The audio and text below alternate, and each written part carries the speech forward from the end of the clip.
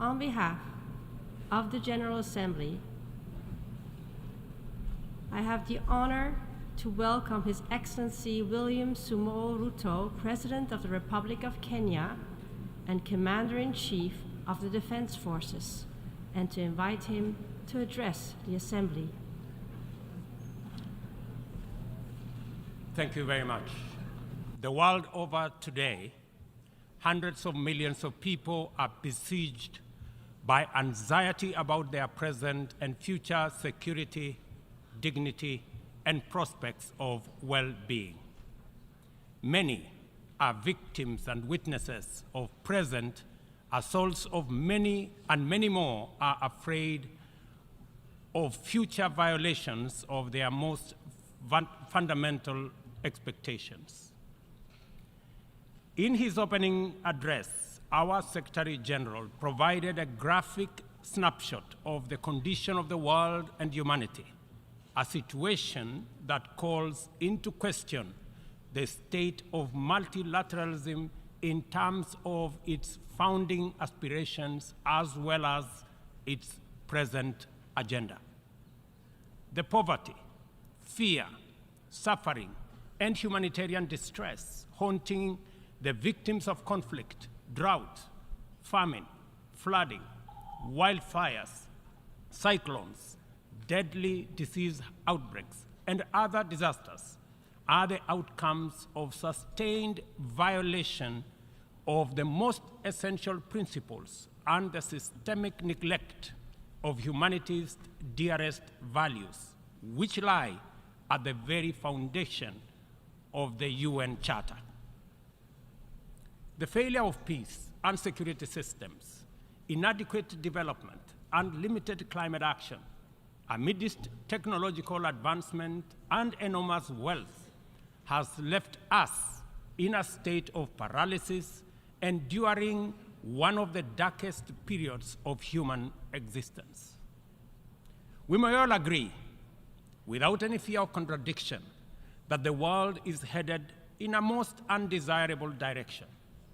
It is moments like this that the affirmative spirit of multilateralism, international collective action, and global solidarity is most needed and should be attained.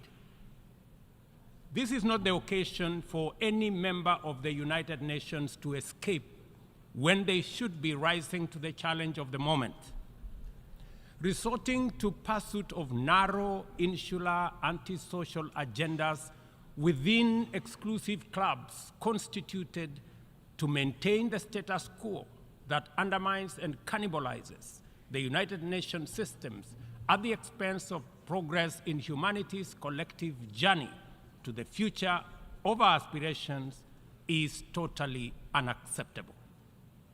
The existence of this inimical clique of geopolitical formations defies the fundamental values and principles of the UN system, and its operations have led to alienation, mistrust, insecurity, and exclusion of and among peoples, nations, regions, and continents.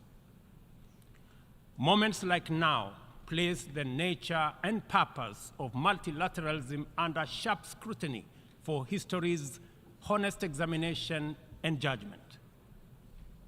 If any confirmation was ever needed that the United Nations Security Council is dysfunctional, undemocratic, non-inclusive, unrepresentative, and therefore incapable of delivering meaningful progress in our world as presently constituted, the rampant impunity of its actors on global scene settles that matter.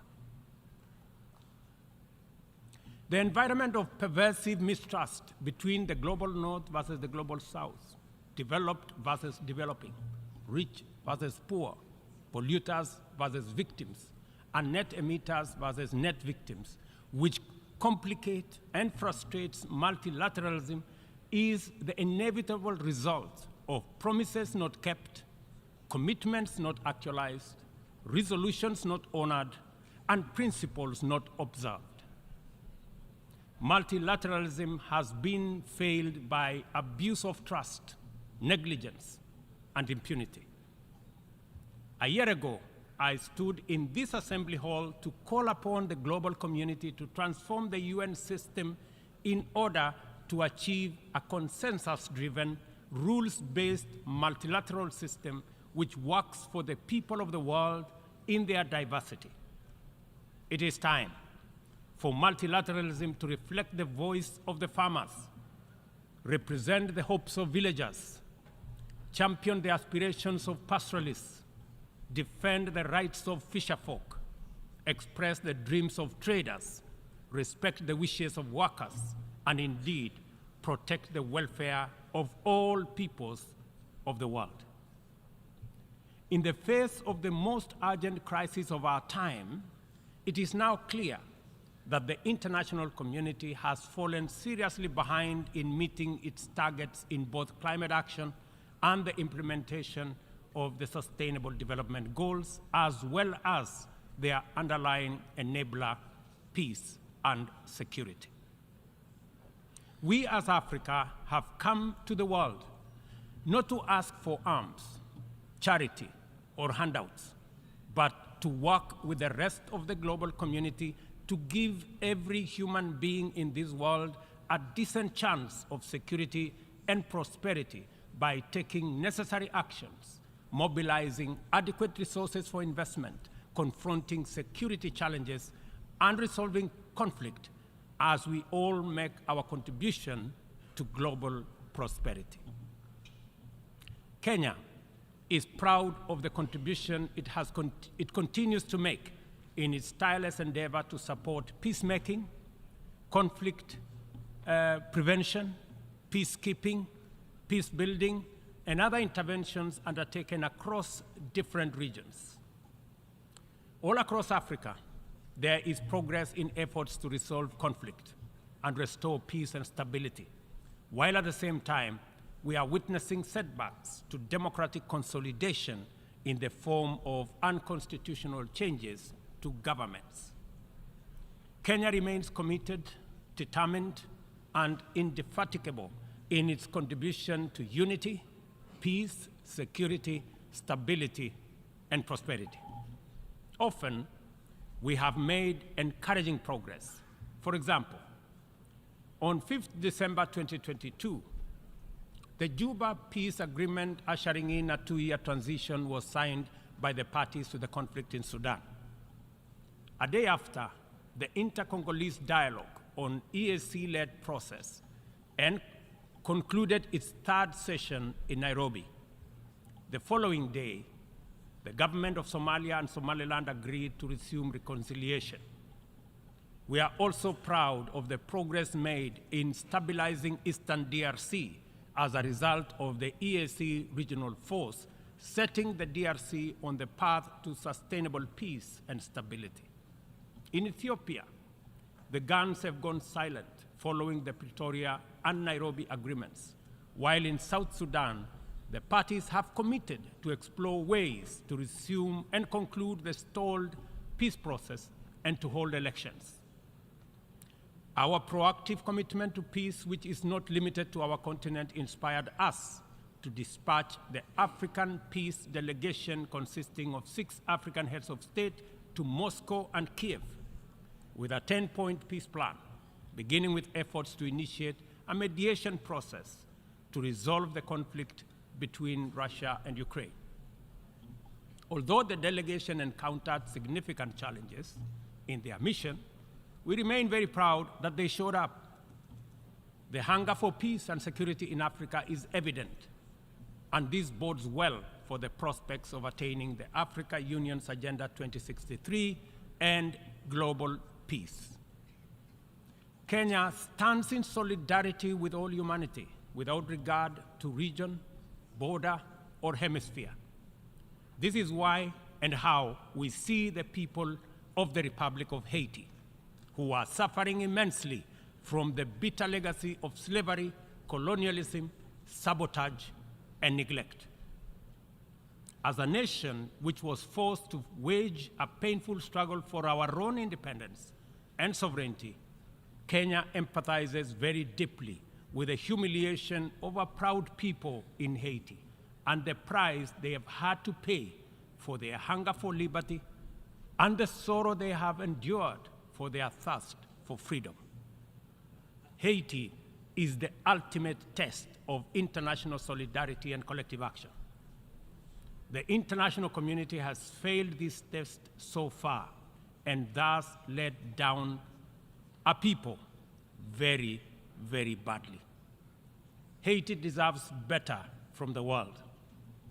The cry of our brothers and sisters who were the first people to win their struggle for freedom from colonial tyranny has reached our ears and touched our hearts. Doing nothing in the face of the historic isolation, neglect, and betrayal of the people of Haiti is out of question. Inaction is no longer an option. As we mobilize to show up for Ukraine and countries that have experienced the devastating impact of climate shocks, including Libya, Morocco, and Hawaii, we must not leave Haiti behind.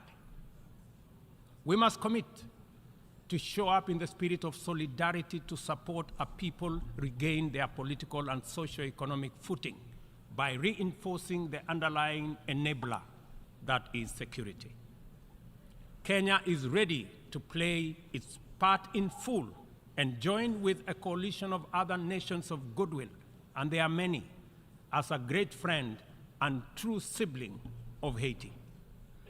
We urge the United Nations to urgently deliver an appropriate framework to facilitate the deployment of multinational security support as part of a holistic response to Haiti's challenges. We call on the Security Council to contribute positively by approving a resolution under Chapter 7 that tailors the security support mission to the specific needs of Haiti and its people.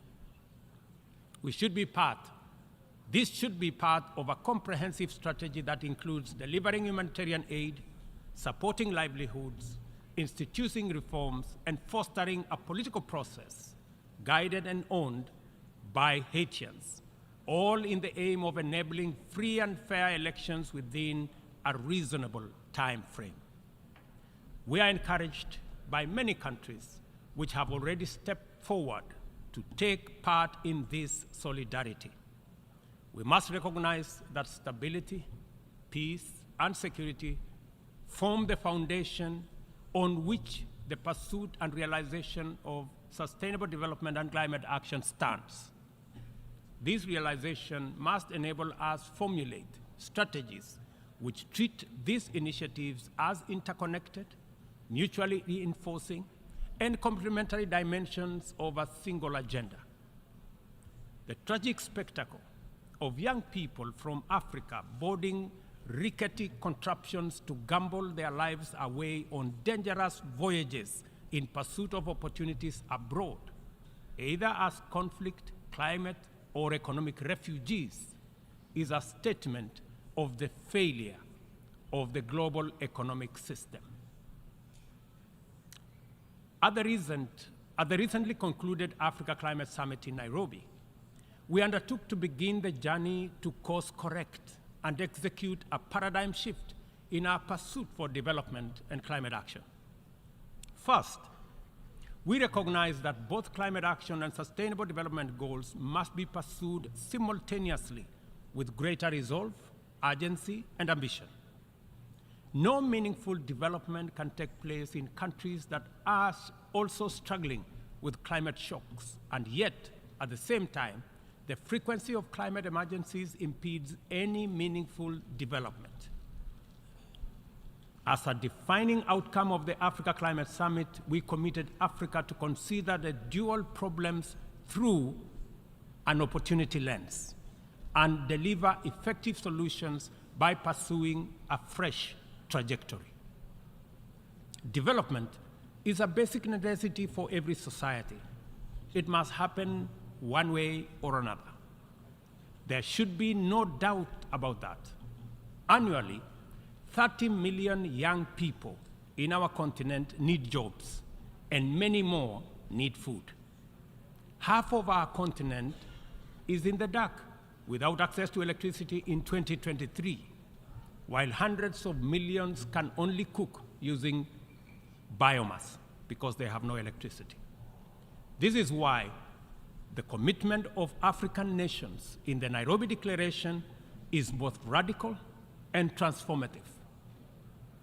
Development, in our opinion, is a fundamental imperative, and green growth is the only sustainable way to achieve it. From our standpoint, there is no need to be trapped in a false choice. Sustainable development is robust climate action, and climate action is development. Africa's potential is defined by abundant and diverse resources, ranging from a youthful, highly skilled, and motivated young population, immense renewable energy potential, and mineral resources, including critical minerals, and extensive natural capital endowment, including 60% of the world's unutilized arable land. Capital and technology can find no better returns anywhere than the tremendous investment opportunity in Africa's potential. Such investment would drive green growth, creating jobs and wealth, while decarbonizing global production and consumption. Further, the investments would also connect over 600 people to clean electricity, provide clean cooking to about 1 billion people, finance green manufacturing, including e-mobility, transform African agriculture and food systems, including the manufacture of green fertilizer, process vast tonnage of steel, aluminum, and lithium required by new green industries, and enable our young people find the livelihoods they desire at home, and reverse the tide of migration in the opposite direction. To unlock financing at scale and create incentives for investment at scale in green opportunities, the Nairobi Declaration makes the reform of the international financial system a priority. No meaningful climate action or development can take place in conditions of financial distress. According to IMF data, as of last month, 10 low-income countries were already in debt distress, and 52 are at high or moderate risk of falling into debt distress. The 3.3 billion people in these countries are trapped in a vicious circle of emergency responses, reconstruction, and recovery from more frequent climate shocks, which diverts resources away from both development and climate action, and sucking vulnerable countries into a downward spiral of debt and environmental stress.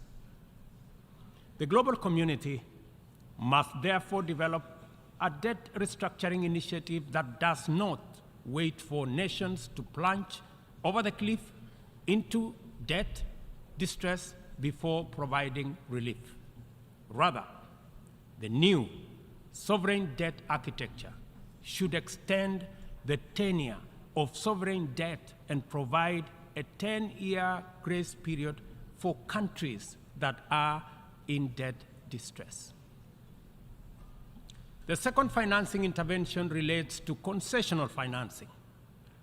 It is time to work with the international financial institutions to provide more concessional loans, approximately to the tune, in our estimation, of about $500 billion, and to provide increased liquidity support through special drawing rights with a minimum target of what was obtained during the COVID pandemic of $650 billion. Access should be based on specific needs, not entitlement, and this necessitates changes to the allocation mechanism different from what we saw during SDRs for COVID. The third critical reform is that of the financial market reorganization. the entire system of risk assessment and the opaque methodologies employed by credit rating agencies and risk analysis needs to be overhauled at the minimum. We must all recall the miscalculation of subprime mortgage risks by these agencies 2 decades ago, which precipitated a financial crisis whose effects reverberate to date, and ask the following question: on what basis should we believe that their methodologies are better at assessing risk in faraway frontier markets like ours that are far much more complicated to measure objectively than in assessing the value of financial assets in the markets where they actually operate, and which they got so disastrously wrong? If they got it wrong then, I bet you they have it wrong now.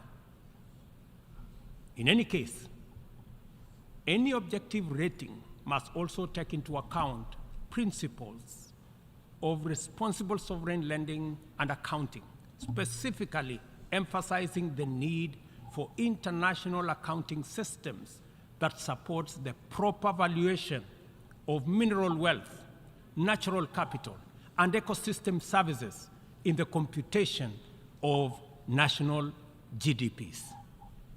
Until that is done, very wealthy countries will be categorized as poor.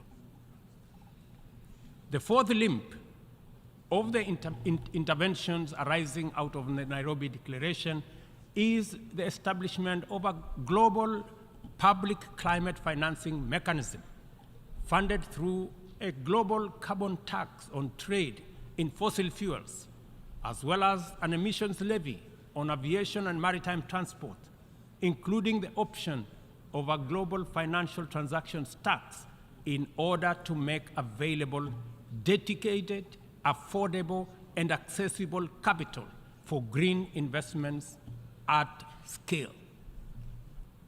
The roadmap to this new and urgently needed institutional infrastructure involves sustained engagement at various multilateral processes, and the instruments to actualize it by 2025 shall be a new global climate finance charter to be negotiated through the United Nations General Assembly, COP28, and associated processes. We understand the facts about our collective situation as a global community and as a member of the United Nations family. We know the magnitude of our shared challenges and common threats. We appreciate that multilateralism is on trial, and our task is to defend it. We also recognize that multilateralism is broken, and it is our responsibility to fix it. From this moment to 2030, and from our problems to their solutions, we are connected by a coherent agenda of robust collective action.